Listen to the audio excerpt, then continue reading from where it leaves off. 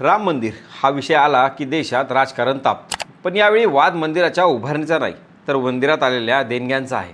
त्या देणग्यांमध्ये गैरव्यवहार झाल्याचा गंभीर आरोप करत उद्धव ठाकरे यांनी थेट भाजपवर निशाणा साधला आहे. एवढंच नाही, तर हा मुद्दा आता मुंबईतून थेट नागपूरपर्यंत पोहोचला आहे. म्हणजेच संघाच्या मुख्यालयाच्या शहरात जाऊन ठाकरे आंदोलन करणार आहेत. दुसरीकडं संजय राऊत यांनी मुख्यमंत्री देवेंद्र फडणवीस यांनाच या आंदोलनाचं निमंत्रण देत एक वेगळंच राजकीय आव्हान उभं केलं आहे. पण हा केवळ धार्मिक कार्यक्रम आहे का, की हिंदुत्वाच्या राजकारणात सुरू झालेल्या नव्या संघर्षाची ही सुरुवात आहे? आणि या संपूर्ण घडामोडींचे महाराष्ट्राच्या राजकारणावर कसे परिणाम होऊ शकतात, या व्हिडिओतून सविस्तर जाणून घेऊयात. नमस्कार, मी स्वप्नील आणि आपण पाहतात त्याचं काय महाराष्ट्र. गेल्या काही वर्षात महाराष्ट्राच्या राजकारणात एक गोष्ट सातत्यानं दिसत आहे, ती म्हणजे हिंदुत्वाच्या मुद्द्यावर भाजप आणि उद्धव ठाकरे यांच्यात सुरू असलेली राजकीय स्पर्धा. 2022मध्ये शिवसेनेत फूट पडल्यानंतर भाजपकडून सातत्यानं असा प्रचार करण्यात आला की खरी हिंदुत्ववादी शिवसेना म्हणजे एकनाथ शिंदे यांची शिवसेना आहे. तर उद्धव ठाकरे यांनी भाजपने हिंदुत्वाचा वापर केवळ राजकारणासाठी केल्याचा आरोप वारंवार केला. त्यामुळे दोन्ही बाजूंमध्ये केवळ सत्तेचीच नाही, तर हिंदुत्वाच्या राजकारणावर नेतृत्व कोणाचं याची ही स्पर्धा सुरू झाली. आता राम मंदिराच्या मुद्द्यावरून सुरू झालेला हा नवा संघर्ष त्याचाच पुढचा टप्पा मानला जात आहे. या संपूर्ण वादाची सुरुवात झाली ती अयोध्येतील राम मंदिरात असलेल्या देणग्या आणि निधीबाबत करण्यात आलेल्या आरोपांमुळे. उद्धव ठाकरे यांनी अत्यंत गंभीर आरोप करत राम मंदिराला भक्तांनी दिलेल्या देणग्या, दागिने आणि सोन्याच्या विटांबाबत गैरव्यवहार झाल्याचा दावा केला. इतकंच नाही, तर या पैशांचा वापर देशभरात राजकीय पक्ष फोडण्यासाठी केला जात असल्याचा आरोप त्यांनी केला. हा आरोप अत्यंत गंभीर स्वरूपाचा असल्यामुळं त्याची मोठी राजकीय चर्चा सुरू झाली. या आरोपांबाबत भाजपकडून आणि संबंधित संस्थांकडून वेगवेगळ्या भूमिका मांडल्या गेल्या आहेत. त्यामुळे हा विषय राजकीय आरोप प्रत्यारोपांच्या केंद्रस्थानी आला आहे. उद्धव ठाकरे यांनी हा मुद्दा फक्त पत्रकार परिषदेत मांडून थांबवला नाही, त्यांनी त्याला आंदोलनाचं स्वरूप दिलं. 5 जुलै रोजी मुंबईतील दादर येथील हनुमान मंदिरात रामरक्षा उपक्रमाची सुरुवात करण्यात आली. रामरक्षा स्तोत्र, हनुमान चालिसा आणि इतर धार्मिक पठणाच्या माध्यमातून हा कार्यक्रम करण्यात आला. म्हणजेच आंदोलनाचा केंद्रबिंदू धार्मिक भावना नसून रामाच्या नावाने आलेल्या देणग्यांचं संरक्षण करण्याचा संदेश देण्याचा प्रयत्न करण्यात आला. त्यामुळे या आंदोलनाला धार्मिक आणि राजकीय असे दोन्ही पैलू मिळाले. आता या आंदोलनाचा दुसरा टप्पा नागपुरात आयोजित करण्यात आला आहे आणि इथूनच या संपूर्ण प्रकरणाला वेगळं राजकीय महत्त्व प्राप्त होतं. कारण नागपूर हे फक्त महाराष्ट्रातील एक शहर नाही, राष्ट्रीय स्वयंसेवक संघाचं मुख्यालय इथे आहे. भाजपच्या वैचारिक राजकारणाचं केंद्र म्हणूनही नागपूरकडं पाहिलं जातं. त्याचबरोबर मुख्यमंत्री देवेंद्र फडणवीस यांचंही हे राजकीय कार्यक्षेत्र आहे. त्यामुळे नागपुरात जाऊन आंदोलन करण्याचा निर्णय हा केवळ कार्यक्रम आयोजित करण्यापुरता मर्यादित नाही, तर तो एक स्पष्ट राजकीय संदेश देण्याचा प्रयत्न असल्याचं अनेक राजकीय विश्लेषक मानतात. यामध्ये आणखी एक महत्त्वाची गोष्ट म्हणजे उद्धव ठाकरे यांनी संघर्षासाठी निवडलेला विषय.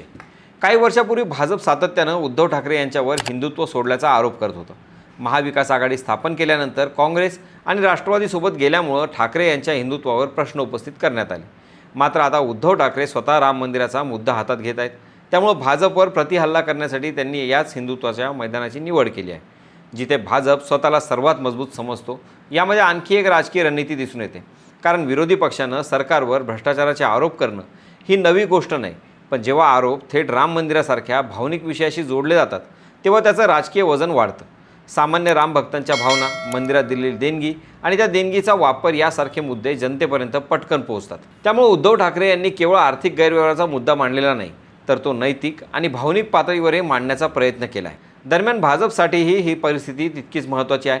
कारण राम मंदिर हा भाजपच्या अनेक दशकांचा राजकीय प्रवासातील सर्वात मोठा भावनिक मुद्दा राहिला आहे. त्यामुळे या विषयावर होणाऱ्या प्रत्येक आरोपाला राजकीय उत्तर देणं हे त्यांच्यासाठी आवश्यक ठरतं. विरोधकांनी केलेले आरोप चुकीचे असल्याचं सांगणं आणि राम मंदिराबाबत कोणतीही शंका निर्माण होऊ न देणं ही भाजपची नैसर्गिक भूमिका असू शकते. त्यामुळे येत्या काही दिवसात या मुद्द्यावर राजकीय वातावरण आणखी तापण्याची शक्यता नाकारता येत नाही.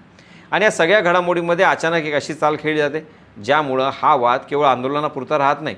संजय राऊत यांनी मुख्यमंत्री देवेंद्र फडणवीस यांना लिहिलेलं पत्र हे या संपूर्ण प्रकरणातील सर्वात महत्त्वाचं राजकीय पाऊल मानलं जातं. कारण या पत्रात त्यांनी फडणवीस यांच्यावर थेट आरोप केले नाहीत. उलट आपण प्रखर राम भक्त आहात, आपण 1992च्या राम जन्मभूमी आंदोलनात सहभागी झाल्याचं सांगता, त्यामुळे रामरक्षा उपक्रमात आपण यायलाच हवं असं आवाहन त्यांनी केलं. वरवर पाहता हे निमंत्रण वाटत असलं तरी राजकीय भाषेत त्याला पॉलिटिकल ट्रॅप असं म्हणलं जातं. कारण फडणवीस आले तरी राजकीय चर्चा होणार आणि नाही आले तरी पण विरोधकांना टीका करण्याची संधी मिळणार. त्यामुळे हे निमंत्रण म्हणजे केवळ शिष्टाचार नसून एक राजकीय खेळी असल्याचं स्पष्टपणे दिसतं. यामागे आणखी एक महत्त्वाचा मुद्दा आहे. संजय राऊत यांनी केवळ मुख्यमंत्री फडणवीसांनाच नाही तर नागपुरातील विविध हिंदुत्ववादी संघटना, राष्ट्रीय स्वयंसेवक संघाशी संबंधित कार्यकर्ते आणि सरसंघचालक मोहन भागवत यांनाही सहभागी होण्याचं आवाहन केलं. त्यामुळे हा कार्यक्रम केवळ शिवसेनेचा राहत नाही तर राम भक्त कोणाच्या बाजूने उभे राहतात हा प्रश्न उपस्थित करण्याचा प्रयत्न यातून दिसतो. हा धार्मिक कार्यक्रम म्हणून मांडला जात असला तरी त्यामागे राजकीय संदेश अत्यंत स्पष्ट आहे. नागपूरची निवड योगायोगाने झाली नाही. महाराष्ट्राच्या राजकारणात नागपूर हे भाजप आणि संघाचं वैचारिक केंद्र मानलं जातं. त्यामुळे याच शहरात जाऊन आंदोलन करणं म्हणजे विरोधकांच्या बालेकिल्ल्यात जाऊन राजकीय लढाई छेडण्यासारखा आहे. उद्धव ठाकरे यांचा संदेशही साधारण तसाच दिसतो. हिंदुत्वावर बोलण्याचा अधिकार फक्त भाजपला नाही हे दाखवून देण्याचा प्रयत्न या आंदोलनातून होत असल्याचं राजकीय विश्लेषकांचं मत आहे. एक गोष्ट इथं लक्षात घ्यायला हवी, शिवसेनेची स्थापना बाळासाहेब ठाकरे यांनी हिंदुत्वाच्या विचारावर केली होती. अनेक वर्ष शिवसेना आणि भाजप हे एकत्र लढले. राम मंदिर आंदोलन असो किंवा हिंदुत्वाचे इतर प्रश्न असो, दोन्ही पक्ष एकाच व्यासपीठावर दिसायचे. मात्र सत्तेच्या राजकारणात दोन्ही पक्ष वेगळे झाले आणि आता परिस्थिती अशी आहे की दोन्ही बाजू स्वतःलाच खऱ्या हिंदुत्वाचे प्रतिनिधी म्हणून मांडताना दिसत आहेत. त्यामुळे हा संघर्ष केवळ एका आरोपाचा नाही तर हिंदुत्वाच्या राजकीय नेतृत्वाचा दावा सांगण्याचाही आहे. मात्र सध्या राजकीय चर्चेच्या केंद्रस्थानी एकच प्रश्न आहे, 18 जुलैला नागपुरातील रामनगरच्या राम मंदिरात नेमकं काय घडणार? मुख्यमंत्री देवेंद्र फडणवीस या निमंत्रणाला प्रतिसाद देणार का? भाजप या आंदोलनाकडे दुर्लक्ष करणार की राजकीय प्रत्युत्तर देणार? आणि सर्वात महत्त्वाचं म्हणजे राम मंदिर देणगीच्या मुद्द्यावर झालेले आरोप पुढे आणखी मोठं राजकीय रूप धारण करणार का? या सर्व प्रश्नांची उत्तरं येत्या काही दिवसात मिळतीलच. म्हणूनच 18 जुलैचा नागपूरमधील कार्यक्रम हा फक्त रामरक्षा पठणाचा कार्यक्रम म्हणून पाहता येणार नाही.